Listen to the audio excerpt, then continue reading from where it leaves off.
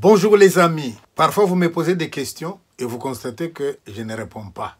C'est tout simplement parce que l'éthique sur YouTube veut qu'on évite des polémiques. C'est pour ça que j'ai toujours conseillé qu'une fois que vous avez exprimé votre point de vue, regardez un peu les autres points de vue. Et au cas où vous êtes minoritaire, soit vous êtes un savant, vous connaissez plus que tout le monde, soit vous êtes dans l'erreur et vous pouvez rectifier les tirs. Alors, la question, pourquoi vous ne parlez pas d'un tel et d'un tel, me pousse à vous dire d'abord une chose. Je dois vous expliquer d'où je parle. En moi, il y a beaucoup d'empathie vis-à-vis des gens qui souffrent. Et le fait d'avoir de l'empathie pour les gens qui souffrent, eh bien, je souffre moi-même. Et comme je souffre avec ceux qui sont dans la souffrance, je prends la parole un peu pour les défendre. En cela, je suis ce qu'on appelle la voix des sans-voix. Mon livre, le premier, que j'avais publié pendant que certains d'entre vous n'étaient pas encore nés, s'appelle « Femme libre, femme enchaînée ». Ce livre, je l'ai écrit à Kisangani. Kisangani était une ville martyre. Là où il y a la guerre, on viole. Là où il y a la guerre, on laisse des orphelins. Là où il y a la guerre, il n'y a pas moyen d'éduquer convenablement les enfants. Alors à ce moment-là, la guerre finie, vous arrivez dans cette zone-là, vous constatez que la femme et la jeune fille sont chosifiées. Les prostituées, on les appelle aussi femmes libres. Je démontre dans ce livre que la femme dite libre, elle n'est pas libre. C'est une femme enchaînée.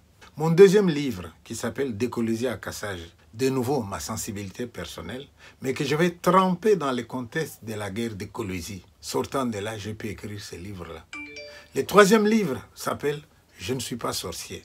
Ce livre est publié en 1981. J'écrivais dedans déjà des choses qu'on est en train de vivre aujourd'hui. Figurez-vous qu'en 1980, on n'avait pas encore les enfants dans la rue, comme on en a aujourd'hui. Pourquoi sont-ils si nombreux aujourd'hui dans la rue? Mais ces problèmes, je les évoquais déjà moi, en partant de l'idée que la plupart des gens qu'on accuse de sorcellerie ne le sont pas.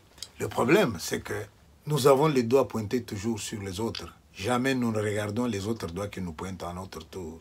Un jour, j'ai vu une vieille femme accusée de sorcellerie qui ne se tenait plus d'être accusée. Elle m'a dit, la mort, c'est pas moi qui vais l'emporter. Hein? Sous-entendu, un jour je mourrai, mais la mort restera. Hein? Et quand il y aura quelqu'un d'autre qui va mourir après moi, eh bien, on cherchera un autre sorcier. J'ai abordé d'autres thèmes dans un livre comme Avant qu'il soit trop tard, À la recherche de mon père, livre dans lequel je donne la parole aux enfants qui sont nés de pères étrangers, les pères qui sont partis et ces enfants qui sont dans l'errance avec l'espoir que tôt ou tard, ils vont rencontrer leur papa. J'ai écrit un livre qui s'appelle Train de malheur, où je donne l'expérience d'un voyage dans un train, à l'époque où le train était devenu comme un champ de bataille. Des bandits sévissaient sur les trains. Je voyageais dans ce train-là. Et quand je sors, au nom de tout ce que j'ai vu, eh bien, je me suis permis d'écrire ces livres-là. Mais quand vous regardez toute la littérature que je proposais, c'est toujours des livres où je prends fait et cause pour les opprimés. Je vais travailler au Congo. Et je commence par quoi? Par l'enseignement. Mais quand j'enseigne, je ne me pose pas la question de savoir où est-ce que je travaille. Je travaille à Lubumbashi. Parce qu'à notre époque, quand on terminait les études, on vous affectait d'office à un endroit. Et moi, je suis affecté à Lubumbashi. Mais quand je travaille là-bas, je n'ai pas une manière d'enseigner aux gens qui soit différente selon que mon élève est originaire de telle province ou de telle autre province. J'enseigne de la même manière à tout le monde. Et même parti, j'écris des livres en respectant le programme de psychologie qui est étudié au Congo et que je propose aux jeunes élèves. Ces livres-là sont sur le marché, ils répondent au programme de l'éducation nationale du Congo. Tout ça, ça montre quand même que j'ai un souci pour les autres. En diaspora, il y avait une époque, vous venez ici où j'habite, vous me cherchez, vous ne me trouvez pas. Pourquoi? Parce que je suis en Polynésie, je suis au Canada, je suis en Nouvelle-Calédonie, je suis à Belgrade, je suis au Bénin, je suis au Sénégal. Tout le monde m'invite parce qu'ils veulent entendre ce que j'ai à dire. Mais lorsqu'on a travaillé dans tous ces milieux-là, lorsqu'on a voyagé dans tous ces milieux-là, on ne raisonne pas tribu, hein? On ne raisonne pas ethnie. On est déjà un citoyen du monde. On n'est plus dans l'ethnie, on n'est plus dans celui-là est mon frère. Tout le monde est mon frère. Lorsque j'écris un texte, moi, lorsque je donne un message, que le message ne vous convient pas, et tout de suite, oh, il est de telle ethnie. On appelle ça la projection.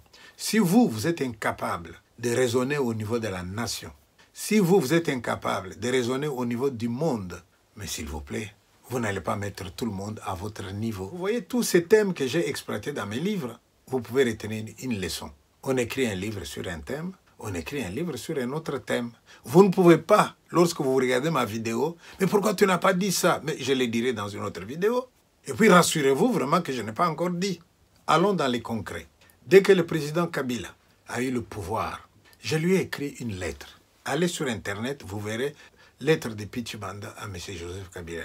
Mais lisez cette lettre. Qu'est-ce que je lui dis? En une phrase, je lui dis, mettez l'homme qu'il faut à la place qu'il faut. Lorsque M. Tshisekedi a eu le pouvoir, je lui ai écrit lettre de Pitchi Banda au président Tshisekedi. Tout ça, vous avez sur YouTube, tout ça, vous avez sur Internet. Mais à tous ces gens-là, je n'ai jamais dit, s'il vous plaît, donnez-moi un poste. Non, je ne demande pas de poste. Je ne suis pas demandeur d'un poste. J'ai dit seulement, l'homme qu'il faut à la place qu'il faut. J'ajoute même, l'homme qu'il faut, vous pouvez le trouver même dans le camp d'en face. Est-ce que ce n'est pas comme ça qu'on parle aux personnes respectables? J'ai écrit même au président Kagame. J'ai écrit à Nanga. J'ai écrit à Nyarugabo. J'ai écrit à tout ce monde-là en me disant, tous nous ne pouvons pas être au même poste. Ministre, député, sénateur. Mais tous, on peut éclairer. On vous donne des idées. Tout celui qui va trouver que ce que j'ai dit, c'est parce que je suis de telle origine. Ce que j'ai dit, je protège le président qui est mon frère, comme certains disent. Je leur dis, vous aussi, vous êtes mon frère. Si vous voulez dire, il n'y a que tel qui est votre frère, c'est vous qui me rejetez. Moi, je ne vous rejette pas. Je suis un citoyen du monde.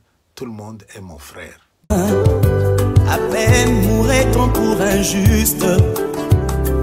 Quelqu'un peut-être mourrait-il pour un homme de bien. Mais Jéhovah Dieu, tu as prouvé ton amour et ta grâce envers moi. On sait que lorsque j'étais encore pécheur, Christ est mort pour moi, autant marqué.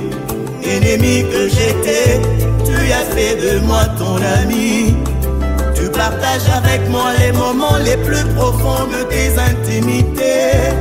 Tu es à moi, je suis à toi, et entre nous deux c'est même dans la mort.